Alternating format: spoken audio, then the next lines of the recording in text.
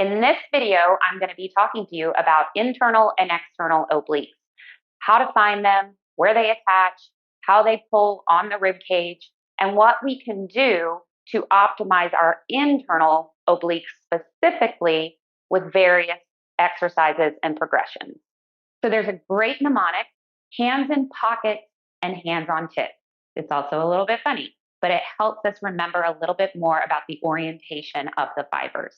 So external obliques, we want to think pockets, ETS, to kind of give us that cue of E for external obliques. So hands in pockets, meaning the fibers are going to kind of pull this direction.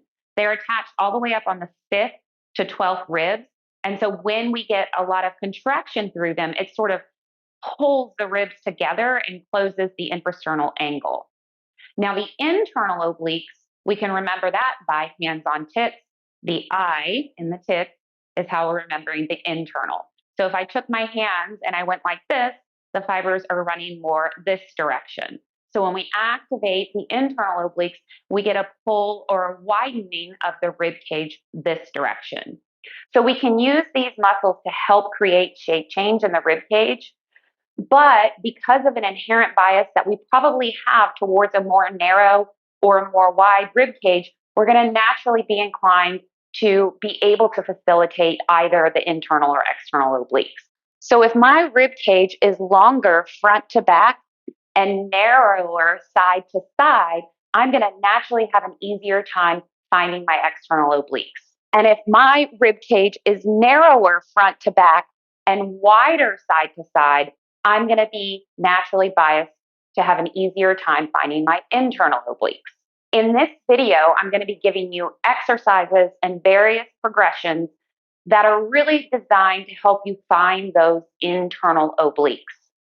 Now, having said that, anytime I'm adding rotation or side bending, I'm technically using both my external and internal obliques. So to give you an example of this, we can use something common like a cable chop to help us understand. So as I rotate across, the internal obliques on that side that I'm rotating towards are rotating me that direction and laterally flexing me that direction. The external obliques are assisting in that motion on the opposite side.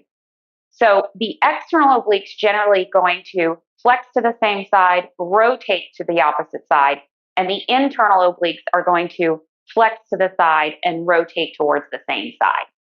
So if you have a very narrow rib cage, it can often be hard to keep your ribs exhaled and create this posterior expansion. So in order to feel abdominals, a common thing we can do is to crunch down excessively or potentially end up arching and only feeling it through the back or the posterior chain. So in this first exercise, we're going to lay on our backs so that we can't cheat the system by crunching down, and we have connection with the floor in our back to make sure we're getting those internal obliques to kick on. I'm going to start on my back, and the first thing I want to do is actually exhale and find the connection of the floor behind me. I'd like you to take about 3 breaths, really focusing on expanding into your back when you inhale. So in order to do that on my exhale, I want to feel the deep abdominals, keep some tension, and on my inhale, I'm going to try to direct the pressure back into the pad behind me. So I'm going to inhale here, and then exhale. So if you notice, when I inhale, I'm not allowing myself to hinge forward.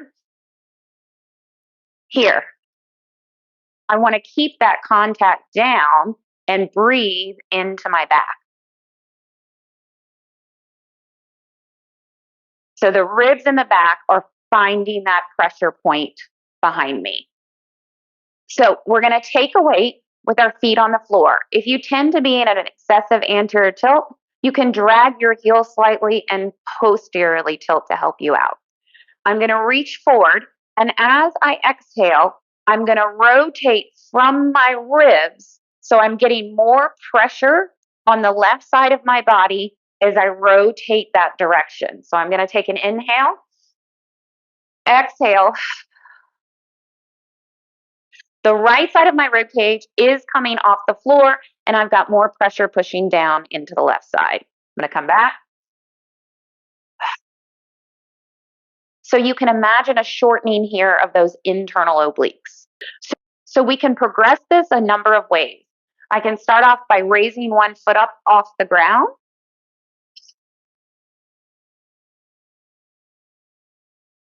And I can go all the way up to 2 feet off the ground. Just make sure you're still keeping that contact in your back. So my favorite way to progress this is to be set up next to a cable or a light band. I'm going to pull it towards midline, and I'm going to do the exact same thing. I'm going to inhale into my back, exhale, pull across. And I can even hold this in range, take another inhale, and then exhale as I return back. So now I'm loading that side both concentrically with the exhale and eccentrically returning back with the exhale. I can do the same progressions with one leg lifted or 2 legs lifted.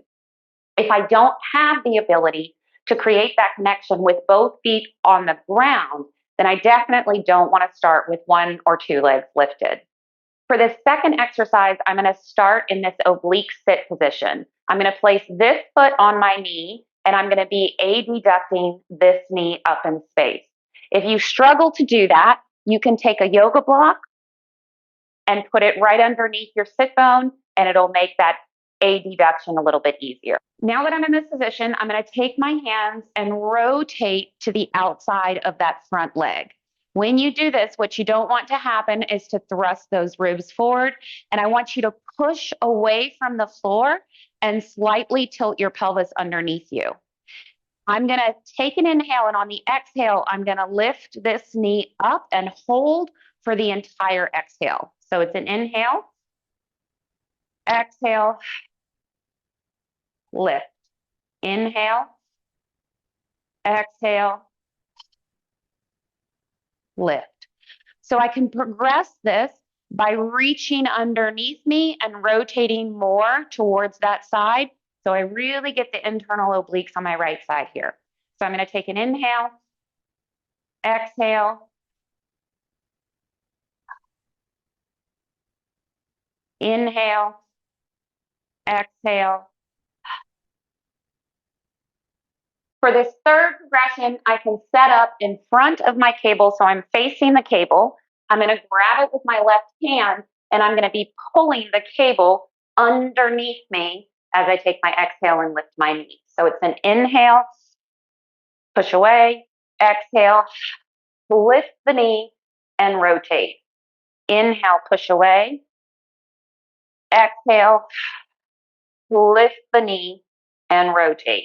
For this last exercise, you're going to need a yoga block and a slider of some sort. I'm going to place the slider underneath my right foot and my left knee on the yoga block. I'm going to be extending my leg out and pulling my knee in. As I do this, I'm going to reach through with my opposite hand, so I'm rotating that direction and creating some flexion and lateral flexion towards that side. So I'm going to take an inhale, push away, exhale, all the air out, pull across, feel that deep contraction. Inhale, push away, exhale, pull across. Now I can take this up a notch by removing the block and allowing my knee to just float above the floor. I'm going to set up in a bear, lift both knees up off the floor. I'm going to raise my left hand, and I'm going to start my reps. Inhale, exhale, pull across. My left knee is lifted and hovering off the ground. Exhale, pull across. So like the other exercises, I can add a cable to this same drill. So I can start on my knee on the block, set up next to the cable, place my foot on the slider, and grab the cable with my opposite hand. I'm going to inhale, exhale, pull across. Inhale, exhale, pull across. And we can do the exact same thing and ditch that yoga block and make it that much more difficult.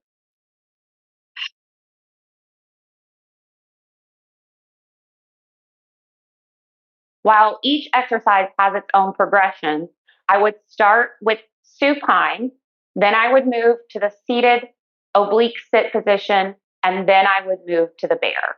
If you have any questions, don't hesitate to comment and ask me below. And make sure to check the caption for all the ways that you can work with me. I have everything from a free 5-day course all the way up to my big Empowered Performance mentorship. And I even teach a class on Wednesdays that's recorded every single week where you can experience these concepts in your own body in real time.